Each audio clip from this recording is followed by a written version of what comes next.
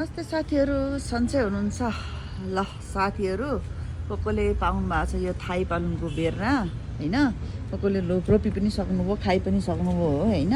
अब बेर्ना चाहिँ सिद्धियो साथीहरू है।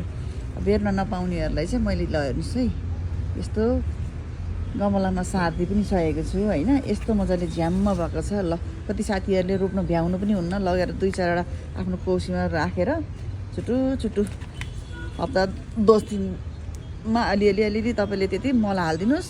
दिनै पानी चाहिँ हाल्नुपर्छ होइन। ल लानुहुन्छ भने पनि हेर्नुहोस् त, गमला सुत्दै पाउनु सक्नुहुन्छ है। ल मजाले यहाँ मैले सारिदिएको छु। 30-40वटा गमलामा छ, गमला पनि छ, ग्रो ब्यागमा पनि छ, अनि तपाईँको 3-4 साइजको उसमा रोपिदिएको छु होइन।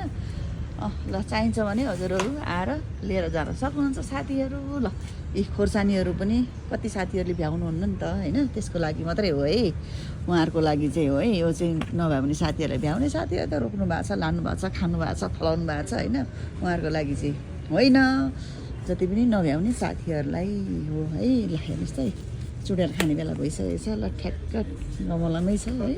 बेला बेलामा मल चाहिँ हाल्नु, दिनै पानी हाल्नुपर्छ है। ल चाहिन्छ भने आउनु है साथीहरू।